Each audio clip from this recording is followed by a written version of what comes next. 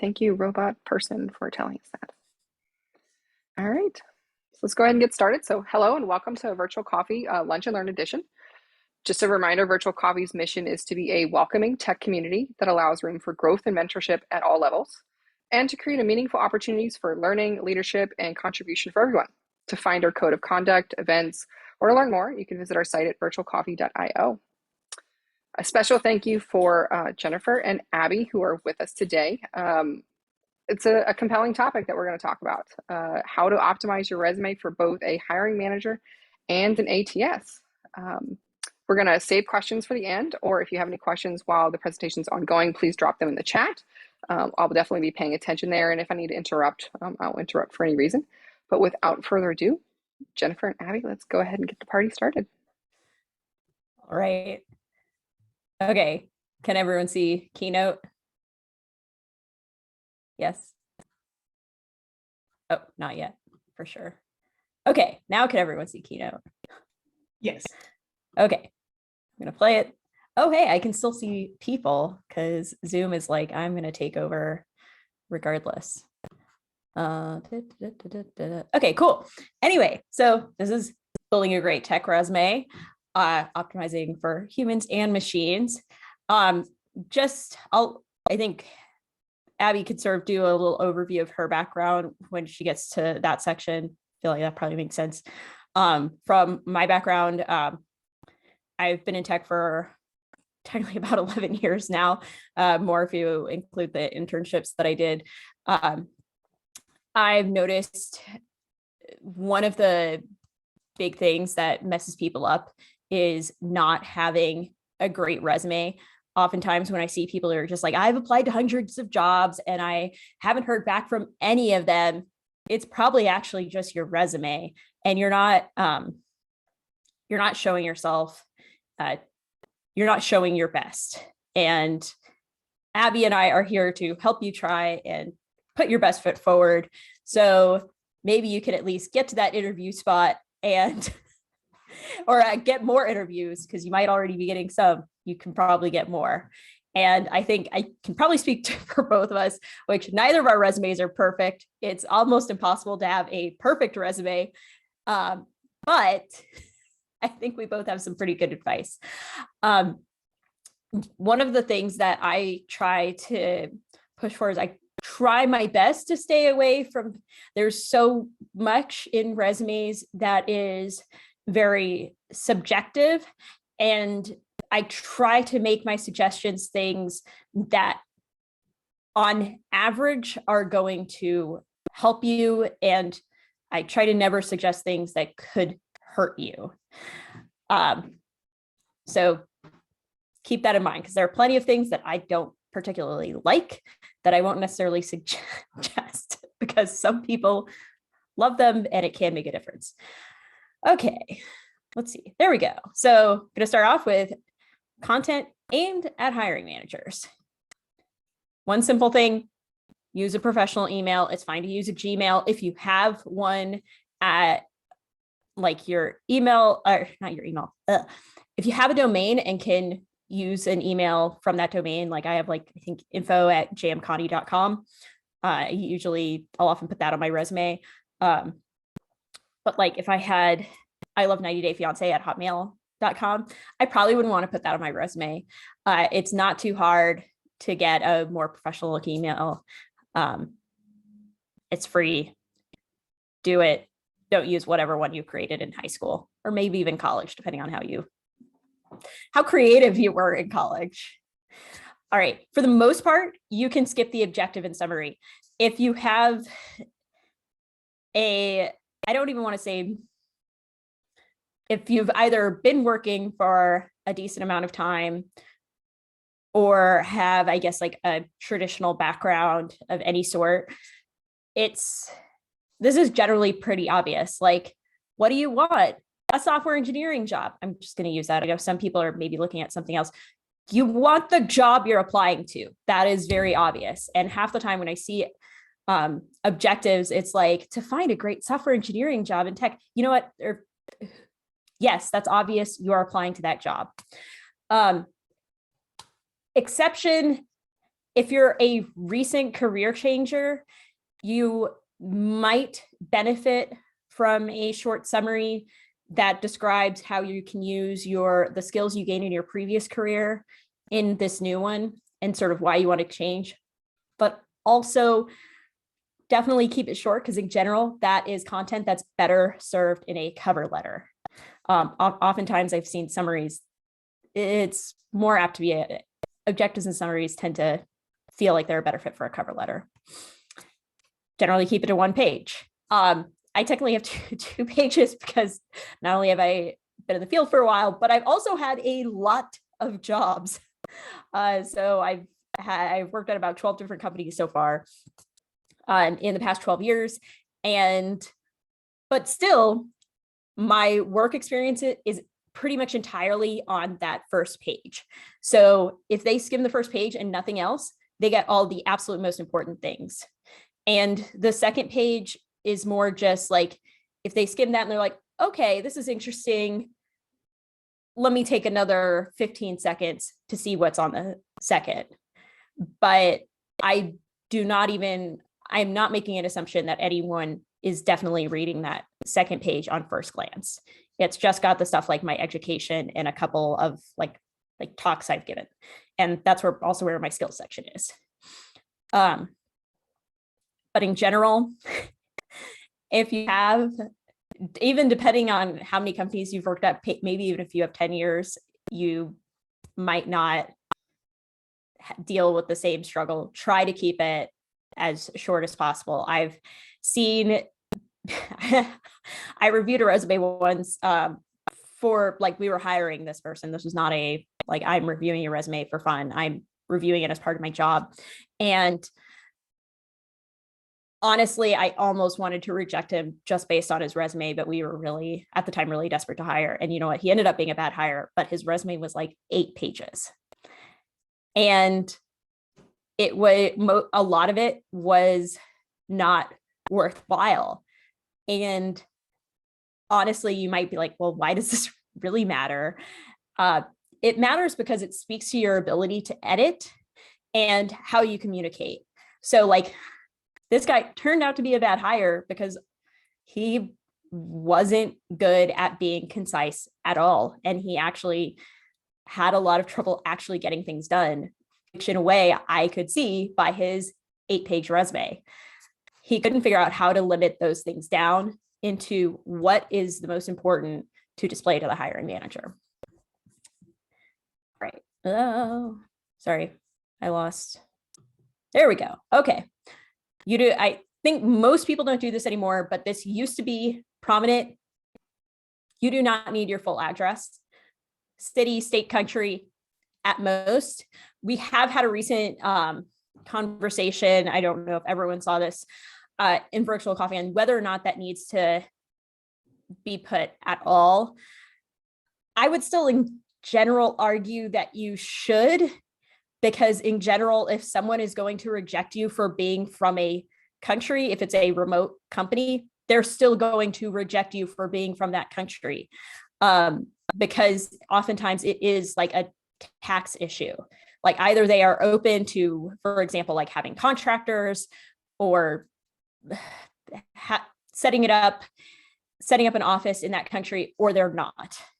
And so trying to hide it isn't going to actually do you any good. You could always, I think if the caveat is if you are planning on relocating, and in that case, using the example of the person in Virtual Coffee, they're currently in Thailand, but we're open to relocating back to Canada, I would maybe put the city in Thailand, parentheses, relocating to wherever in Canada, or open to relocating back to Canada, something like that. Just to be clear that is a possibility. And if you're applying for more H-1B type jobs in the US where you'd want to move, that's also, for the companies that are open to that, your location also won't matter, and they will assume that you are planning on moving, or they will ask that. So I would be open about your location. If it's gonna hurt, it's gonna hurt for an actual reason. Okay, if you have room, and this is again, don't like, the most important information is going to be your work experience, or if you're newer to tech, a project section. Those are the absolute top, because that is the most important thing on your resume. If you have room, add a little interest section, because when it comes to that, it doesn't make a difference when you're talking about like getting past that initial screen, but this can help you build a connection with the hiring manager or your interviewers. And yes, like it is sort of potential bias, but honestly, take any advantage you can get. Like if you're like, oh yeah, I rock climb in my free time, and one of your interviewers likes rock climbing, they might have that be the thing that they remember you about, and starts it off with a more positive view of you than otherwise. Even if they don't mention it at all in the interview, they might be like, oh man, cool, a fellow rock climber. Like it'd be awesome to work with a fellow rock climber. I don't know, I'm just using that as an example. In my very first job, which this is still like one of the weirder interviews I've ever had, I only interviewed with the hiring manager, and we basically just talked about marathons the whole time, because I had run a marathon earlier that year, and I had put, I think, running, in my interest section, I had like running and radio and a few other things. And he was like, oh, you're a runner. And most of the interview was just talking about running. Was that a great interview? No, but you know what? That's why I got the job. So use any advantage you can. My one recommendation, and this might be a little bit controversial for some people, I would highly recommend not using 2 columns. And it really often doesn't help with readability, in my opinion, because all of a sudden I've got to scan like back and forth. Like if you think about a book, you start top, go down, at least if it's in English, and it's the easiest to scan top to bottom instead of top to bottom and then, oh, what's this in the side? In addition, and I think Abby gets to this, machines hate parsing 2 columns. So it's sort of annoying for both. And it just, not really a benefit. It doesn't help. Okay, focus on achievements, not responsibilities. This can be a hard one, because for a lot of us, it's like, I'm just doing my freaking job, you know. And one of the things I read while researching for this talk was, you want to try to put on your resume what you achieved and what someone else in that job might not have achieved. So, you know, doing the basics of the job, probably anyone would have done that. But did you advocate for increased test coverage and also manage to, increase the test coverage in the app by 30%? Someone else might not have done that. It's not the best example, but it doesn't always have to be something massive. You can start small. And if you can put numbers to it, that's great. However, I know that oftentimes you do not have numbers, you don't have the monetary impact of what you did. So use whatever you have and just go for it. Okay, use bullets.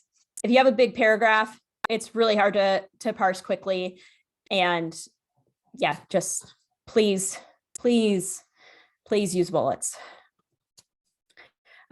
Prioritize experience over skills. I feel like a lot of people oftentimes will put skills up near the top, which is sort of great. But at the same time, if I'm reviewing that as a hiring manager or an engineer who's looking through the resumes, honestly, it basically doesn't matter, because I want to know what you have used those skills in. Like, great, you've used all of these things. Well, how? Did you just use actually, I'll use a bad example for my own resume. For a while, I had Elixir under skills. You know what? I've never used Elixir in production.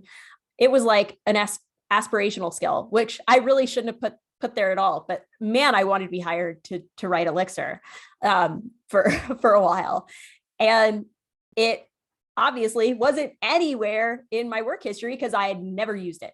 Versus it's very easy to go through my work experience and be like, oh shit, she's done a lot of Rails. Because that's primarily what I've worked in. So that's clearly what I have experience in. Versus if you just go through my list of skills, they're pretty much all things I've worked in, but some smaller than others. Like technically worked in PHP for 5 months. It's not as big. All right. And all of your skills should be in your bullets. If it's not in your bullets, it's probably an aspirational skill and maybe consider removing it. Don't be like me. I also didn't get hired for an Elixir job, so it didn't work anyway. All right. If you have a skills section, don't list off skills. They're all so subjective. And honestly, you should be displaying those in the interview. Like, oh, you're a good communicator. Well, great. When I interview you, I should be able to tell that. You know, are you a good writer? Well, I hope your cover letter shows that, because otherwise, yikes. All of those things, like it's just so subjective. No one reads that and is like, oh, wow, well, this person says they're a good communicator, so clearly I'm going to get them. Soft skills are very important. Do not get me wrong. I'm not trying to devalue them, but it's just not something you can list about yourself. So, oops. Oh, no. There we go. Keep the design simple. I feel like, following just a basic template will help make it easier to skim. When you try to get fancy, it makes it near impossible. I'm just like, what's going where? Like multiple fonts, can be very abrasive to the eyes to me. And also some people will pick colors that actually like either don't print well or are bad for accessibility. Keep it simple, folks. You don't need to be Elle Woods with the pink resume and perfume. It doesn't actually work in real life. All right, get creative with your action words. Like, for example, instead of helped, use enabled, advised, recommended. Like I have, built this app, developed this app, etc. Use that thesaurus.com and get creative. Obviously, you don't necessarily need a new word for every time, because I know for most of us, we do the same thing over and over again at different jobs. You can only be so creative. It's okay if you repeat a word like a couple of times, but you don't want every single bullet to be developed this feature. That will get really repetitive. Be more creative. All right. 10 seconds is the amount of screen time your resume will get before someone decides yes or no. So you need to make that 10 seconds count. All right. And really quick, when you're submitting your resume, and again, okay, so I think Abby's going to get more into this. Partly what I'm talking about is if you're submitting directly to a company, or like especially a smaller company, if you're submitting to like Fortune 500 or even like larger, like Fortune 50, the odds are they're going to use the tools that Abby's going to be talking about. And she's going to talk about like a few other sites that you might be submitting your resume for. So this is just, when I'm talking about submitting your resume, this is if you're talking about a smaller company. Startups, even smaller public companies might not use larger tools like that. Just keep the simple name, first name, last name, resume. You don't need a year. You don't need best. Oh, yes.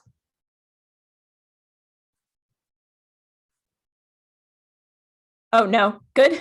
You're good. I'm yelling at someone here. I'm sorry. Okay. Okay. Sorry. Okay. Submit it as a PDF. Generally, try to avoid submitting it as a Word doc. Oftentimes the places that are like, oh no, I want you to submit it as Word doc, are recruiters who are going to change your resume. Don't let them change your resume.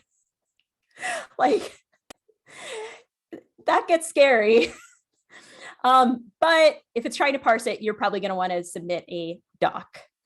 And it's usually pretty clear.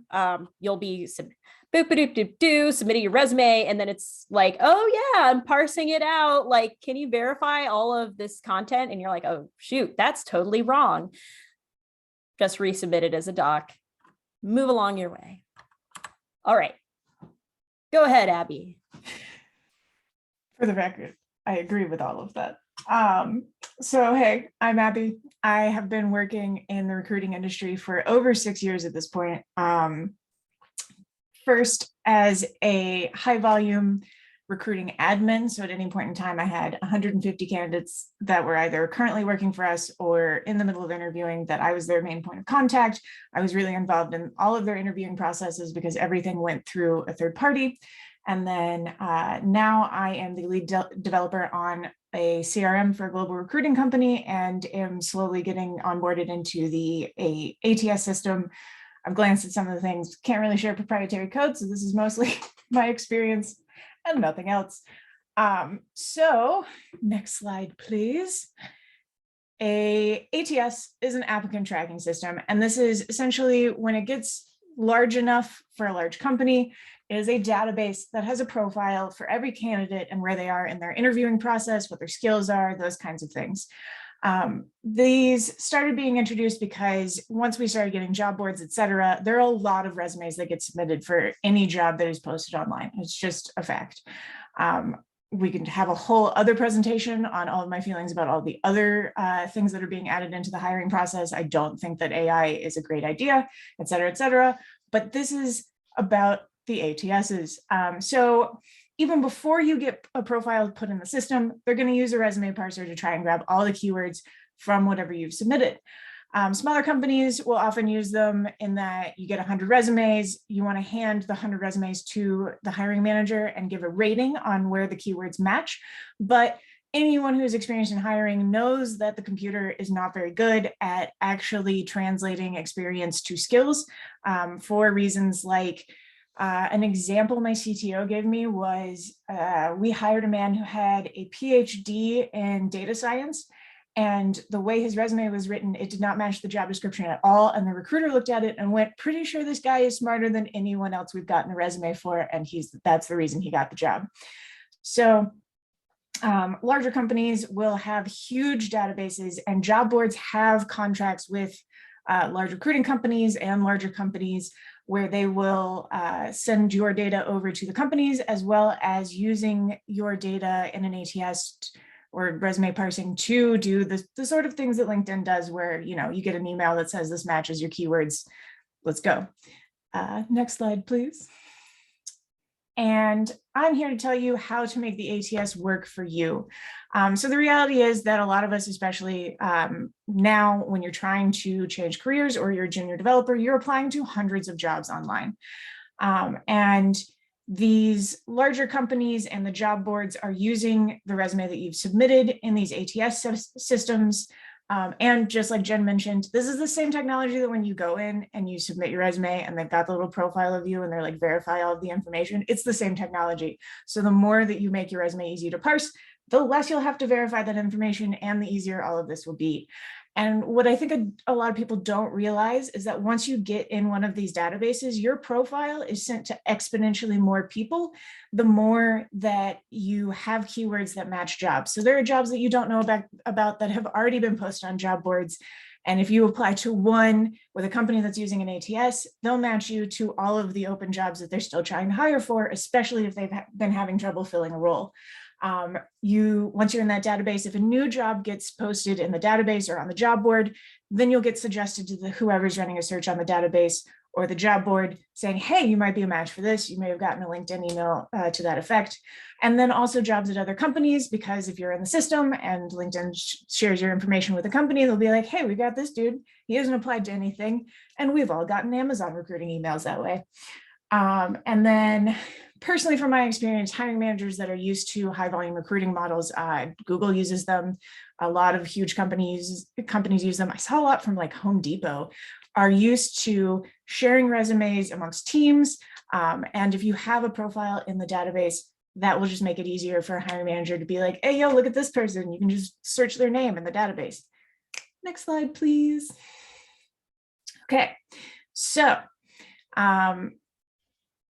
Jen and I talked back and forth about what kind of companies you should be using this approach for. And basically, if it's a huge company or if you're on a job board, just using these techniques will help you out. And if you're concerned about trying to super optimize your resume for machines, I can tell you that usually if you get a request for an interview a month or two after you've applied, then they'll ask for your resume again. Or as she pointed out, recruiters usually want to mess with your resume, mostly because they're submitting a profile to companies at this point, usually. Sometimes it's because companies have rules in place about making sure that, like, trying to do blind hiring, like removing as much contact information as possible, removing even the information about what recruiter has submitted you. And then recruiters want to remove contact information to cut down on competition and companies being able to steal their candidates, which is a whole nother rant. Don't be too concerned, but to both of our points, there is usually a human, or almost always a human, looking at your resume again, or they're looking at your profile in the database that has been built off of your resume. And this is the point where I'm going to tell everyone the super secret, which is if a recruiter reaches out to you and says something to the effect of, here's a job, and it doesn't match your experience now, but it's in the realm of something that you would want to do, don't get mad at them for sending you a senior job. That's part of the industry and not something, they're not aiming to waste their time by sending you a job description that doesn't match you. What they're trying to do is cast a wide net and get as many qualified candidates as they can. So the best thing to do is reply back with your resume and say, keep me in mind for any future opportunities. And what you're trying to do is get as many people to enter your information into their database as possible. And if the recruiter is entering it, instead of you using like a job board to get in there, then they will write your information and verify it the exact same way you would do when you were going back through and re-verifying your information after it's been parsed. And that's really what this is about. This technique is sewing your resume in as many possible databases as possible, because a point I forgot to mention about the last bullet point, my company won't let a resume be parsed and entered into the system without a recruiter verifying it. And then B, once you're in all these databases, then you start getting interview requests without you having to do anything. I got ones from Home Depot. There were smaller companies where I was clearly put into a database of some sort, and I had applied to, say, a mid-level front-end engineer, and I got DevOps interviews. That's not what I applied for. It was much more suited to the resume I was submitting. And then using those interviews, I was able to honestly be like, I am not going to take this role, but are there any other open positions at this company? What would you recommend based on what you're seeing? And networking. And I got plenty more opportunities out of that just from being able to talk to a person after all of those barriers after you apply. And then next slide, please. Oh, one too many. I've got the caveats. I got to tell them how this sucks. There's no transparency. I can't give you a silver bullet for making sure that your resume will pass a resume parser, because anyone can build a resume parser. As the whole talk was born out of, someone is still looking at your resume, we can almost guarantee this is not a pass-fail thing. This is me telling you how to game the system to get as many callbacks as possible. And then, like I said, someone will hopefully be editing the fields the parser got incorrect. This will open you up to recruiter spam. I just report all of the emails I get about picker packers and becoming like the schemes, like the MLM schemes, and they're like, oh, you're just gonna get packages to your door, which like I get a ton of now. And then again, respond back to the recruiters that are clearly tech recruiters. I'm clearly in what it was like cyber coders. I'm like one of their top candidates now for literally anything. They've decided I'm a back-end engineer. And with this technique, you hear about people that are applying to 400 plus jobs. You don't have to go that ham. You do have to wait though. Like I started applying in November with a resume that would not have gotten me hired for a tech position. And then oh no, November is when I got my resume right. And then I really started getting bites starting in about January. So it's a long-term strategy. You're either doing as many numbers as possible or waiting while you're just tossing your resume into the void. And next slide.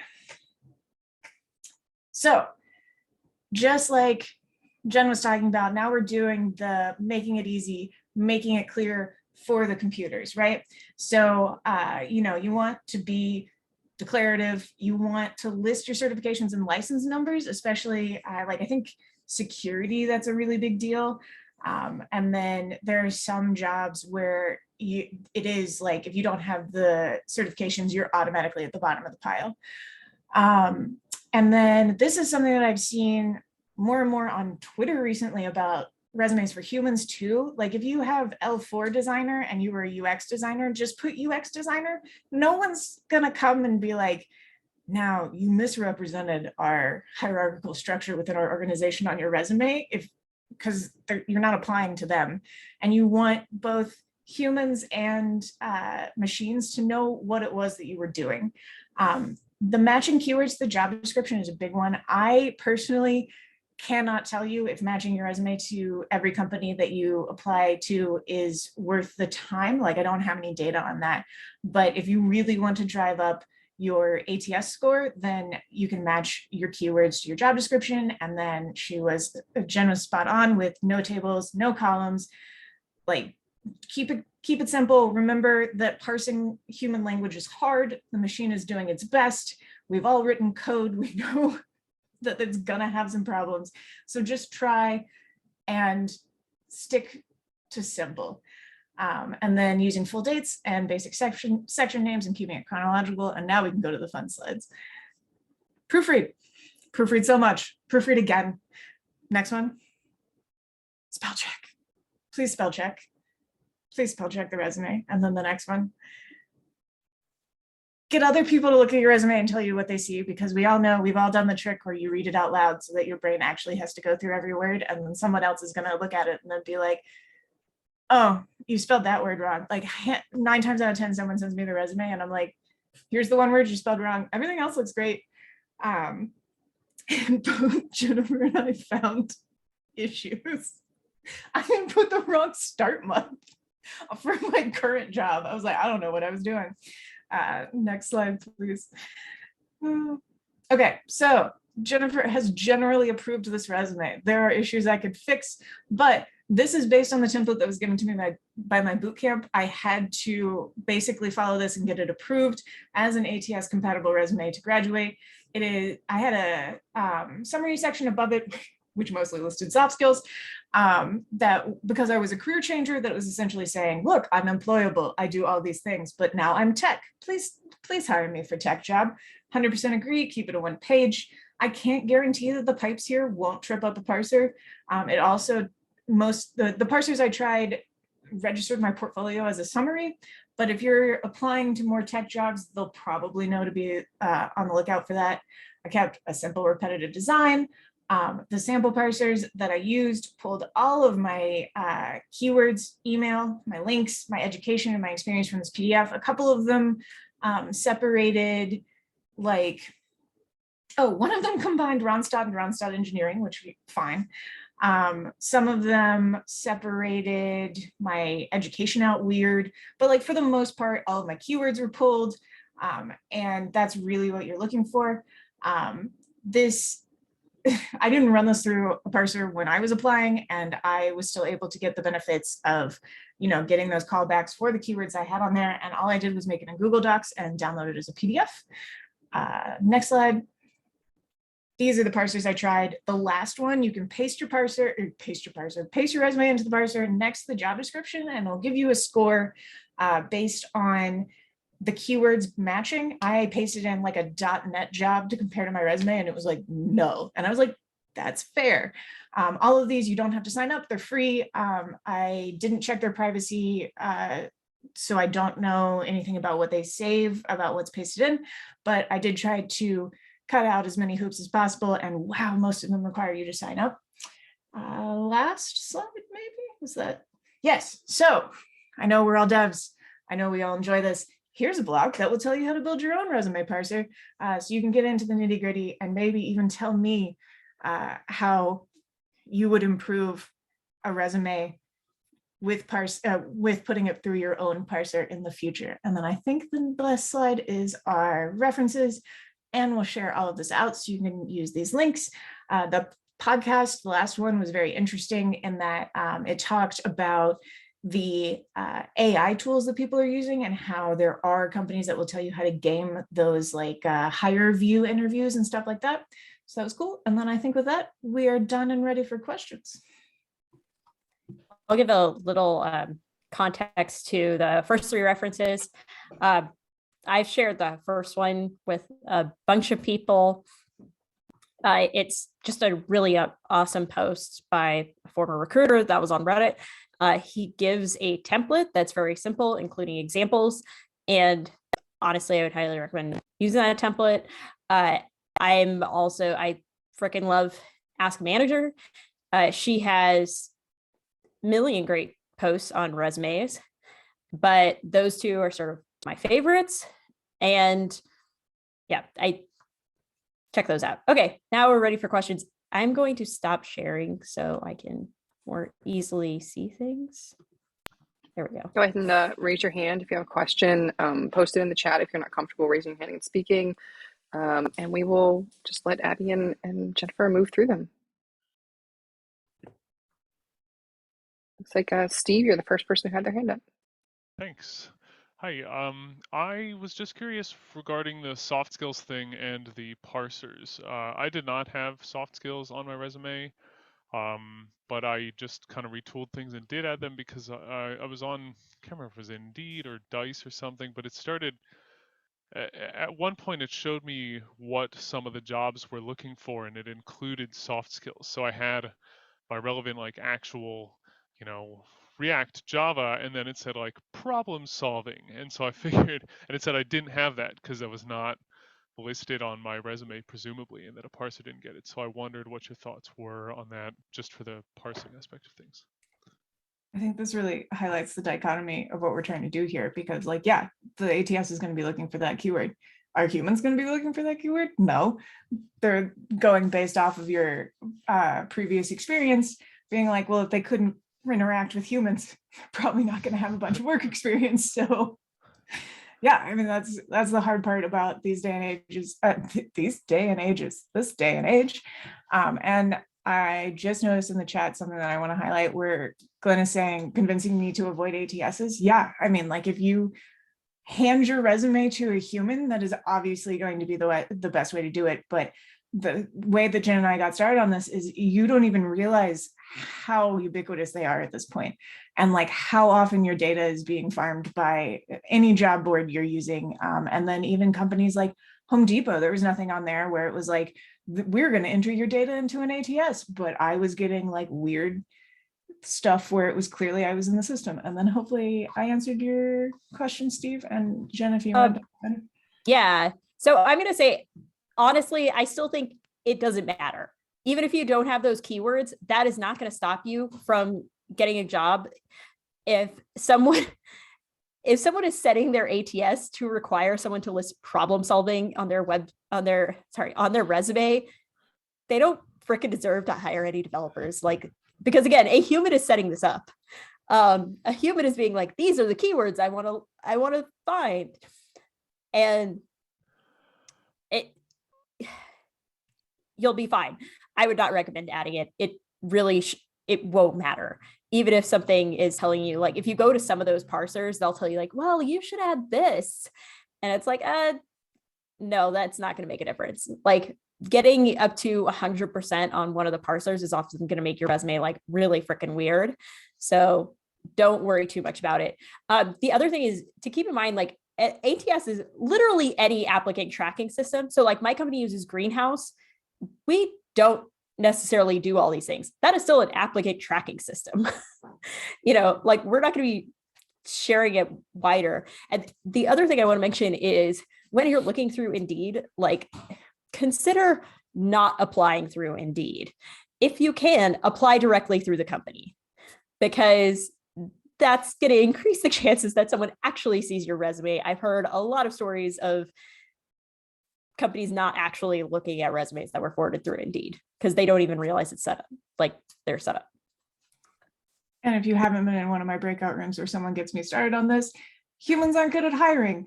There is no course for hiring. I have hired and they were like, I don't know, do it. They didn't give me questions. They didn't give me a job description. I've lost count of the number of calls with a hiring manager where we're just completely retooling the job description that he sent out because he's like, these candidates are nothing like what I want. We're like, here's the list that you gave us. And, oh, it's nothing like what I want at all. Like, you wrote this, sir. You sent this out to hundreds of thousands of people.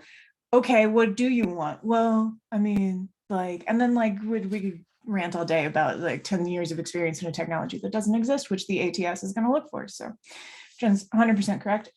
Chris is next. Yeah, I uploaded my resume to IBM, and I'm sure I uploaded it to one of these things. And it's my current awful resume. It's really bad. It has like, I tried to like justify my gap and put things in it like, you know, church volunteering and stuff. So can I fix that? Can I just give them a good resume and they'll throw out the old one and reprocess it? Yeah, it should. For the most part, when you apply again, it's processed as a new reply. So you will be matched against the job description. And then again, it's not a job description. They have a, you know, I'm interested in IBM thing. Oh, I remember filling that out. Yeah. Definitely. Yeah, just throw your resume in. Just redo it and it'll be fine. Okay. All right. I mean, it depends, but I guess on the flip side, you might not be any worse off because there are companies who. Right. It couldn't hurt. It couldn't hurt. I just want to know if there's hope. I did the same thing with the same resume with a company that I was talking to through like a job fair. I realized I had already applied. I was just like, well, we'll just apply again. And I got double rejections. So there you go. I at least looked at it again. Yeah, I used to look at resumes back before there was any automation, and we get like, you know, stacks and cover the whole table. And the things we do to throw resumes away were sort of, you know, they were sort of mean. Like if somebody applied twice, we'd throw it out. There are still people who do that. That's why that was the old days. There's a chance. The bad. Oh no, I mean, that still happens though, is what I'm saying. Yeah, I mean, it's not like none of this is us saying that this is right or that the hiring process is great or any of that. I had another point. It will come back to me eventually. I think Jessica was next. Yep, Jessica, and then we have a question from Sadie J in the chat. Yeah, I just had a quick question about like for career changers in terms of the like work experience sections. I've heard a whole bunch of conflicting advice on like what you should put in that section, if it's just relevant tech experience or if it's tech experience and your previous work experience, or just leave that off. So I'm just wondering to hear like your thoughts on that and how to approach that. I did relevant and my last job to like last couple so that it was like I have work experience. Jen, go. Yeah, I definitely put your previous jobs, like again, don't necessarily overwhelm it, but try to highlight things that are relevant in a tech job as well. Like, did you work with other people across different teams? Did you have to mentor anyone, et cetera, et cetera? Add those things, add things that are relevant.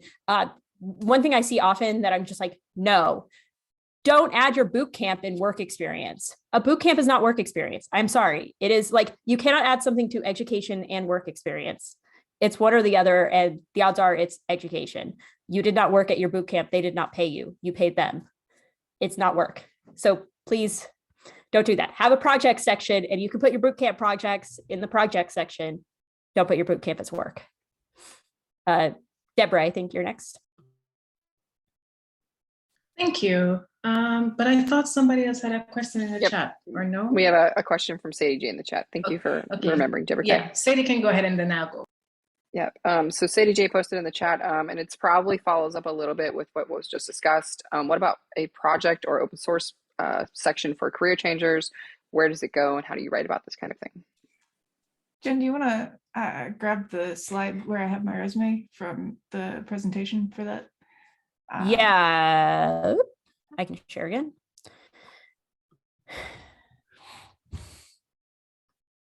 Yeah. I would usually do like just project, honestly. Please roast my resume. Yeah. I'm not offended. I mean, I don't think it's a roast. It's perfectly fine, but you can be even simpler and just call it projects. Yeah. So what we were told was make sure you get the technologies you used in there. Try to do the same thing that we both are generally recommending, which is be declarative. Talk about what you did in the project. You can see a couple of these where I was talking about how I project managed the whole thing. And that was definitely a thing for me, like the being able to talk about requirements that we wanted to meet, stuff like that, where ideally you have projects where you've worked with other people. You want a live site. You want, my teacher highly recommended a way for potential interviewers to get into the app and play around with it without having to create an account, literally as few button clicks as possible. My readmes, you can see I've listed linked to all the repos. All my readmes are like super promotional. You can go crib off of that. I don't care. And they'll have links to the live site. They'll have walkthroughs. They'll have just like breakdowns of all the stuff we used. Basically, if you were to pretend that you were someone else and you were super hecking excited about this project, how would you describe it to someone? And go ham. Because like this is your second resume at this point, especially when you're a career changer, have done a boot camp, you're trying to prove that that you can do the job from the get-go, and this is essentially your work experience, while the rest of it is proving that you are employable, you can hold down a job, you have those soft skills, etc. If you've got anything to add. Yeah, one thing that if you're a backend developer, you absolutely do not need a live site. Just throwing that out there. That is a good thing. If you have a web app, it should be deployed somewhere. But let's say you've got like a couple of like cool scripts or some sort of library you made. That clearly it does not have to be deployed somewhere if it's not deployable. And I just want to really strongly second Abby about the readmes. A good readme is like, it's gold, because again, part of these, and this is the stuff that like the hiring manager and your potential future coworkers are going to be looking at. You know, they might look at, depending on how deep they're going, they might look at your commit history. You know, they're going to look at like how you're communicating things. You know, how do you work? Like, if anything, these projects will show how you work. So it's very important. I mean, don't worry too much if you're like, oh my God, but my commit history isn't perfect. It's okay, but keep it in mind, like try to make good commit messages. All right. Now I think it's, oh, go ahead, Abby. I think this is another example of why the interest section is such a perfect like suggestion and great idea, is because all of this is to tell another person that you are cool, they want to hire you, we will get along, you can do the job. That's your ultimate goal. Like there is no perfect resume. There is no way that you can 100% be perfect through this entire process. Your goal is to get in front of use this document to get in front of another person and have a conversation and be like, hey, I'm employable. You like me. We have similar interests. So like anything, like one of those projects is gotcha games. I knew nothing about gotcha games when we started building the app. By the time I was done interviewing, I was teaching other people about gotcha games, and they were like, this is so cool. Or like one of them was like Genshin Impact, or like all this different stuff where it was just like, even if they have no idea what you're talking about, the fact that you have something to teach them or a special interest is going to go super far. And I think now is Deborah K's turn. Thanks. By the way, you just mentioned Genshin Impact, and I got it on my phone for like months, and I still have not opened it to play with it yet. But because it's like anime looking, and I love anime, I'm like, okay, I need to go try and figure this out. Okay, so my question is, what is your take, or what are your takes on cover letters? There's, on one hand, people who don't think they're necessary because they're not read. And then there are others who are like, you must have a cover letter, da da da da. What are your opinions on cover letters? Some people see it's a waste of time. And then there are others who say, like, identify 5 companies, like minimum, like, and then really tailor your resume to those 5 instead of trying to apply to 500 companies. And then they advise, like, for those 5 that you identify, really tailor your cover letter and resume to those 5 companies. And in that case, a cover letter would be quote unquote necessary. So would love some opinions on that. Okay, so as I said, my advice is always try to do the least harm. The people who are like, no one reads cover letters. That's not true. And there are people who read cover letters and actually really care. And even if it's the minority, it's worth your time in case the job you're applying to, the hiring manager is in that minority and might not hire you just because you didn't submit a cover letter. Like, especially to me, especially if you're a career changer, the cover letter is your chance to explain why you are a good fit. And look, I personally don't care about cover letters. I will still write them if it is asked for. Like, again, if they're not asking for it, I'm probably not going to submit one just because. But if a company is asking for it, I'm going to assume that the odds are someone is reading it. And it's just not worth it, I think, to skip it. It's worth it to the time if you are at all actually interested in the job. I wrote cover letters for companies that I was like, this job sounds really cool. I can speak to some of the things that they're asking for. I think this is great. I want to maximize my chances. No one can tell me whether or not they're going to be ignored or not. It depends on the hiring process. The hiring process I worked in, it wasn't part of the thing, but that was like super. If you get involved in that, I say run. So don't do high volume MSP contract jobs.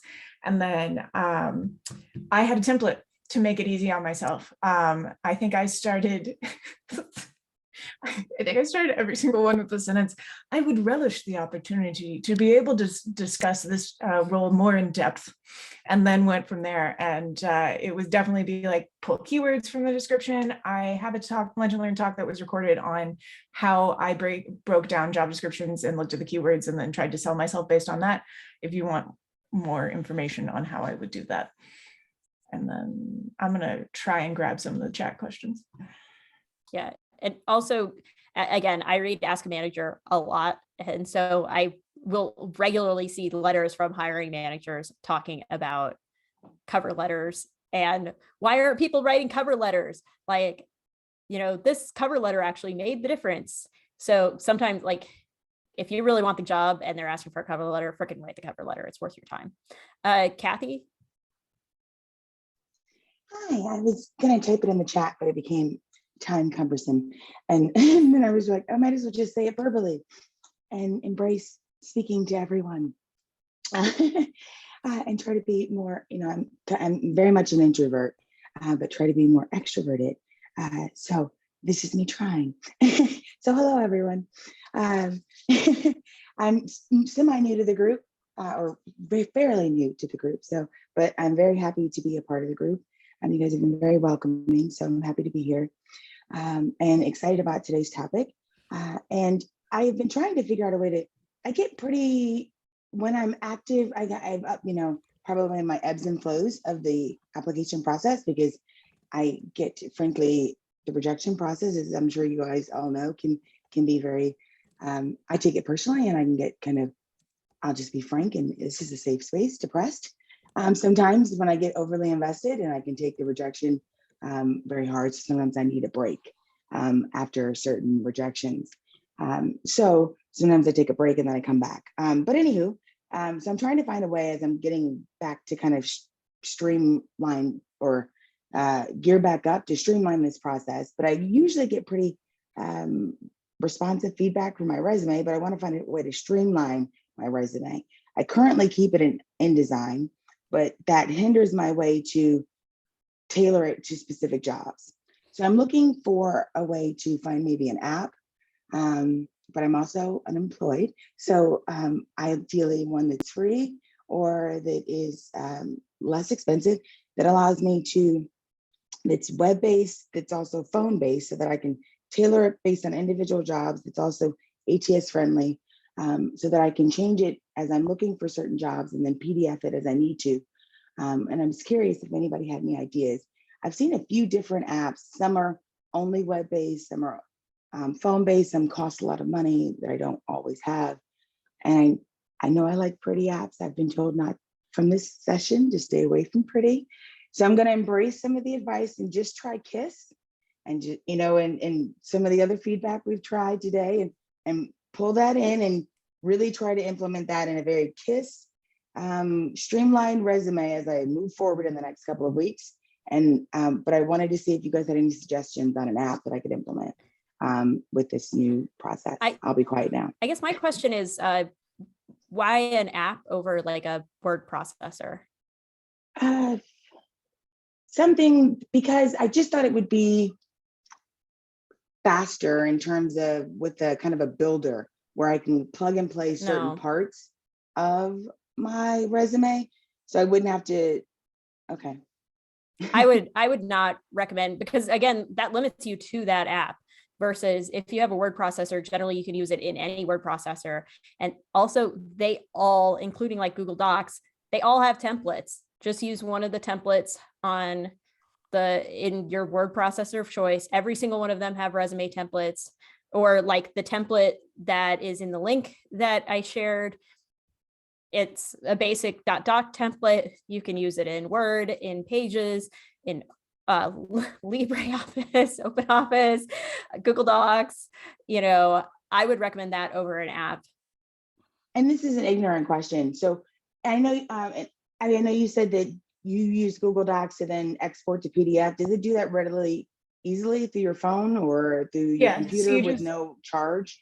You click download and then as PDF, and then it'll just perfect. PDF. Okay, cool. And yeah, I would second Jen, but not like, it wasn't an ignorant question. I understand the like wanting to make it flashy, trying to make it easier on yourself, all this stuff. I have placed my resume as a PDF in my portfolio site, and because of the way GitHub works, if you delete it, you have to then do a commit with it empty, and then re-add it back in with the same file name. And even just that, at this point, I'm like, oh God, I gotta update my resume again.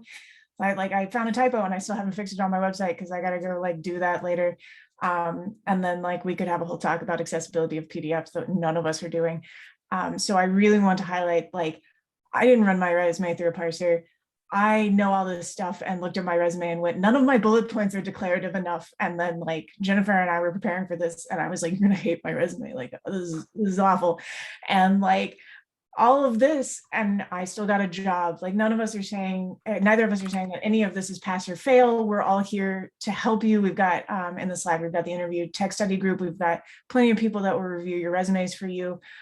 This is us trying to dispel a lot of the misinformation that's out there about, like, we were both going back and forth about, like, if you're not a designer, and maybe even if you are a designer, please don't put colors, please don't put anything like fancy in there, please don't make it harder for me to read. Like the people that are doing this, like the reason that ATSs came about is because there are so many resumes that you get when you're doing this hiring. Like we're trying to be simple, be clear, and the fancy stuff you want to put in is like stuff that makes you unique in the text, not like this needs to be fantastic or you're not going to get hired. So thank you for all of your questions. I think they were totally on point. Definitely agree with both Jennifer and Abby. All of these questions, there's never an ignorant question. We're all learning, we're all at various phases. And this is why we do these kinds of things. You know, this is where we share knowledge, we learn, we grow together. We are actually at a little bit past the hour. It's 1:02 now. I know that we could continue on this conversation forever. We're just always continually curious, growing. So I want to stop here and say if there's any further questions, please go ahead and continue those in Virtual Coffee Slack. That's exactly what that's designed for. And I want to wish everyone a happy Friday. So I will see everyone later.